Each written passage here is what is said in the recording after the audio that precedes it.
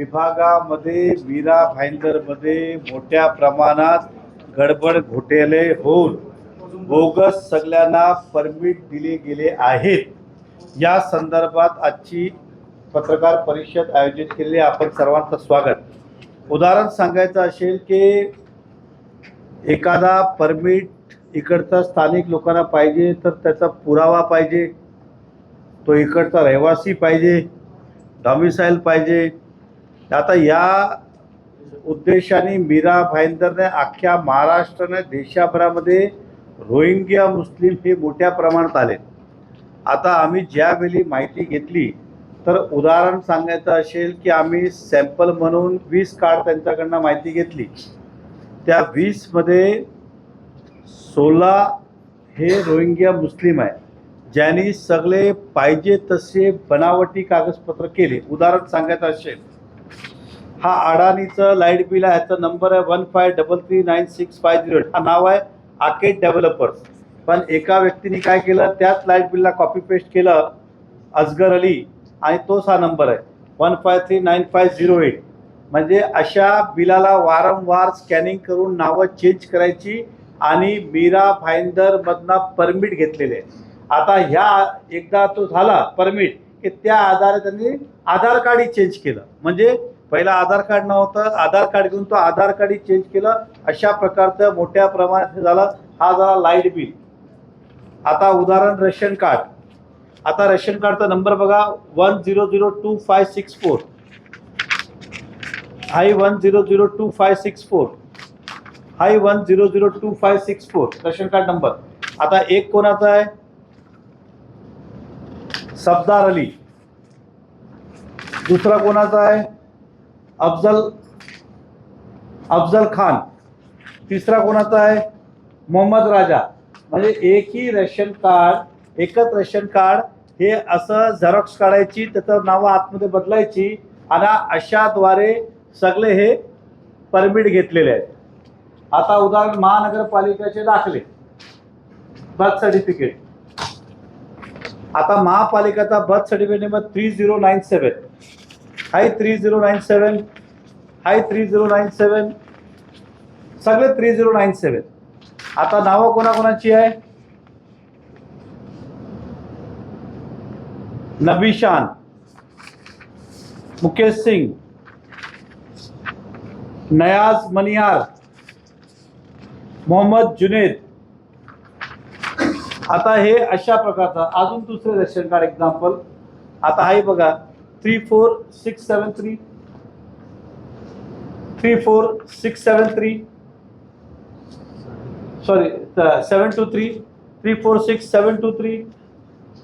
346723. 346723. 346723.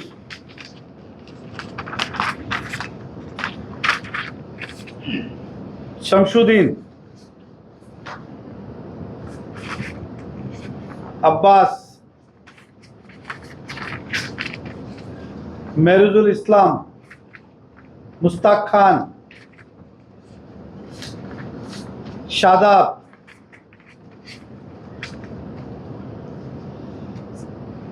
फिरोज. आता शमशुद्दीन. म्हणजे आपण सर्वांनी बघितलं, हे पेपर मी आपल्याला देतोय. एकाच कोणातरी रेशन कार्ड घ्यायचं, त्याची झेरॉक्स काढायची, आतमध्ये आपली नावं लिहायची आणि परमिट घ्यायचं. महानगरपालिकेचा कोणातरी जन्म दाखला घ्यायचं, नावं डिलीट करायची, कम्प्युटरमध्ये जाऊन आपलं नाव टाकायचं, त्याच्यावर परमिट. लाईट बिल घ्यायचं. हे अशा प्रकारे अनेक घोटाळे या परिवहन विभागामध्ये मीरा भाईंदर महानगरपालिकेच्या RTO ऑफिसमध्ये झाले. आता ज्यावेळी घेतलं त्यावेळी ऑरिजिनल बघत नाही का. एखादा चूक होऊ शकते, 2 होऊ शकते, 3 होऊ शकते. हे आम्ही ठराविक काढल्या, कारण आम्हाला सगळे काही माहिती नाही ना कुठले कुठले नंबर झाले. आम्हाला जे समजलं आम्ही काढले. अशा अनेक ठिकाणी. त्यानंतर सेम प्रकारचं काम बोरिवलीमध्ये होतोय. तो बोरिवलीला करतो, नंतर इकडे येऊन ॲड्रेस ट्रान्सफर करतो. म्हणजे असा हा एक मोठा परिवहन विभागाचा नाकाखाली असं कामकाज होत आहे. ज्यांनी कधी आमच्यावर आरोप केलेले की आम्ही भ्रष्टाचार काढू. काढलं तर नाही, पण निघाला. आता उदाहरण सगळं याच्यात की हा भ्रष्टाचाराशिवाय काम झाला असेल का, आणि ही परमिट हे मधल्या काळात शासनाने बंद केलं होतं, परत सुरुवात केली. आपण हे बघितलं तर यामध्ये 90% हे रोहिंग्या मुस्लिमनी हे अशा प्रकारचं केलं आहे. आता त्यानंतर झाल्यानंतर आधार कार्ड चेंज करा, मग टॅक्स लावा, हे सगळं करा, केवळ परमिटच नाही तर इकडचं रहिवास प्रूफ सुद्धा करतोय. म्हणजे हा विषय खाली इथपर्यंत नाही की खाली परमिट काढलाय, त्या आधारे इतर सुद्धा ह्या नुकसानदायक गोष्ट होत आहेत. हे वारंवार भारतीय जनता पक्ष यामध्ये अग्रेसन भूमिका घेतली, आताही आम्ही घेतोय. आणि ह्या मी माननीय मुख्यमंत्री महोदयांना अधिवेशनाच्या काळात मी तक्रार दिली होती. त्यानंतर प्रताप सरनाईक साहेब मला भेटलेले, मी त्यांना मंत्रालयात सांगितलं साहेब काय चाललंय जरा बघा. ते बोले मेहता साहेब मला पत्र द्या, मी करतो त्या अँगलनी. अशा मोठ्या प्रमाणात आमचं म्हणणं आहे की कमीत कमी जे ह्या 1-2 वर्षामध्ये जे काही RTO मीरा भाईंदरला झाल्यानंतर त्यावेळेपासून पूर्ण चौकशी झालं पाहिजे. संबंधित अधिकाऱ्यांना निलंबित केलं पाहिजे, कारण RTOची जबाबदारी नाही का एक फाईल तुम्ही चूक झाली, 2 झाली, 3 झाली, 4 झाली, हे काही समजत नाही का, हे रोजची मॅन्युप्रॅक्टिस चालू आहे. तर आता आपण बघूया की याच्यामध्ये कोण कोण दोषी आढळतो आणि कोण कोण ह्याची जबाबदारी घेतो. उदाहरण सांगायचं असेल तर मला सांगायचं आहे, ज्या लोकांनी कधी आमच्यावर आरोप केलं आणि आमच्यावर नजर ठेवण्याची गोष्ट करतात त्यांनी आपल्या घरावर नजर ठेवली पाहिजे की त्यांच्या घरामध्ये काय चाललेलं आहे. बाहेरची चिंता नका करू, आम्ही आहोत सक्षम. परंतु हे आपण कुठेतरी लक्ष घेतलं पाहिजे की आपल्या नाकाखाली आपल्याच विधानसभा क्षेत्रात अशा प्रकारची घटना होते. एखादा महाराष्ट्रात कोणाकडे समजलं म्हणजे त्या RTO ऑफिसरला एवढी भीती सुद्धा नाही आहे. हे आमचं आजचं आपल्या या पत्रकार परिषदेच्या माध्यमातून आणायचं होतं. आणि हा मुद्दा आम्ही आमचे निलेश पफाले या आमचे पक्षाचे पदाधिकारी आहेत, ह्यांनी खूप मेहनत घेतली आणि ह्यांचं पूर्ण विश्वास आहे की साहेब अशा प्रकारचं कल्याण डोंबिवलीमध्ये पण मोठ्या प्रमाणात चालू आहे. मीरा भाईंदरला आणि बोरीवलीला या 3 भागात, कारण की यांच्याकडे अनेक पुरावे, त्यांना अजून पुरावे पाहिजे तर आम्हाला 1 दिवस तो RTO ऑफिस द्या, आम्ही ताबा घेऊ आणि तुम्हाला 100 पुरावे देऊन टाकू. नाहीतर ह्याच्यावर कडक कारवाई, ह्यांना शिक्षा.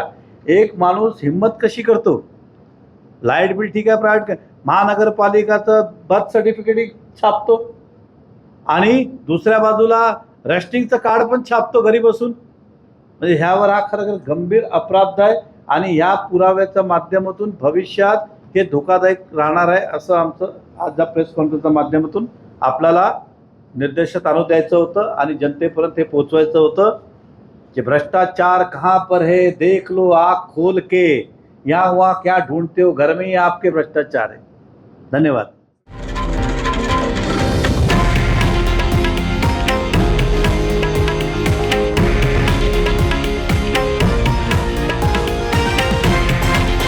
हे आहे देशातील नंबर 1 न्यूज नेटवर्क आणि आपण पाहत आहात TV9 मराठी, एकमेव.